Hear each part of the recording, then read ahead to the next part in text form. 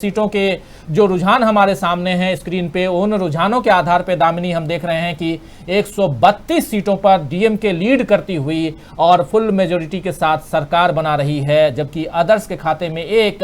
और यहां एक चीज ये दिखाई दे रही है कि अभी तक रुझानों के आधार पर भी कमल हासन की पार्टी एमएनएम का खाता खुलता हुआ दिखाई नहीं दे रहा है। हालांकि खासकर तमिलनाडु में हमने देखा है कि जो पार्टियां होती हैं वो मतलब अभिनेता से नेता बने हुए लोगों के इर्द गिर्द घूमती हैं। चाहे आप देखिए ये दोनों पार्टियों में कितने नेता अभिनेता रहे, अभिनेता से नेता बने, मतलब एआईडीएमके और डीएमके, और एमएनएम में भी वही देख रहे हैं, उसके अलावा भी कई हैं।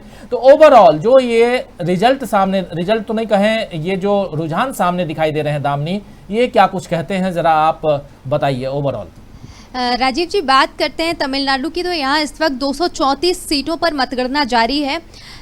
यहाँ पर एआईएडीएमके की सरकार है, ई पलानीस्वामी इस वक्त यहाँ के मुख्यमंत्री हैं। बात करते हैं विपक्षी पार्टी की, तो डीएमके से एमके स्टालिन जो है वो मुख्यमंत्री उम्मीदवार के रूप में इस वक्त खड़े हुए हैं।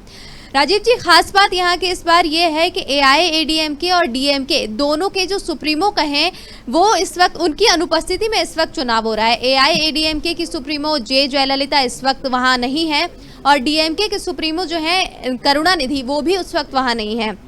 तो इनके अनुपस्थिति में जो चुनाव हो रहा है वहाँ पर एआईएडीएमके को लीड कर रहे हैं ई पलानीस्वामी, और डीएमके को जो लीड कर रहे हैं वो एमके स्टालिन लीड कर रहे हैं। बात करते हैं कि जब जे ललिता जो पुराना जो एआईएडीएमके जिस वक्त 2016 में जब चुनाव लड़ा गया था, तो वहां पर जे जयललिता के नाम पर उनको वोट मिले थे, लेकिन उन्होंने उनकी अस्वस्थता के कारण उन्होंने ओ पनीर सेल्वम को वहां का मुख्यमंत्री बनाया। बात ये रही कि 73 दिनों तक उनकी सरकार चली। उसके बाद जो उनकी जे जयललिता की जो करीबी थी वी शशिकला, उन्होंने अपने करीबी मतलब कि ई पलानीस्वामी को वहां का मुख्यमंत्री बना दिया, जिसके बाद अब दोबारा से ई पलानीस्वामी के क्योंकि वी शशिकला ने 4 साल की जेल काटी, उसके बाद अभी वो संविधान के अनुसार 6 साल तक चुनाव नहीं लड़ सकती, इसीलिए इसका फायदा जो है इस वक्त उन्हें पलानीस्वामी को मिलता हुआ नजर आ रहा है। वो इस वक्त अपने एआईएडीएमके से वो चुनाव लड़ रहे हैं, लेकिन वो अपने इस मौके को भुना नहीं पाए हैं इस वक्त डीएमके, क्योंकि डीएमके से एमके स्टालिन जो है वो बढ़त बनाए हुए हैं।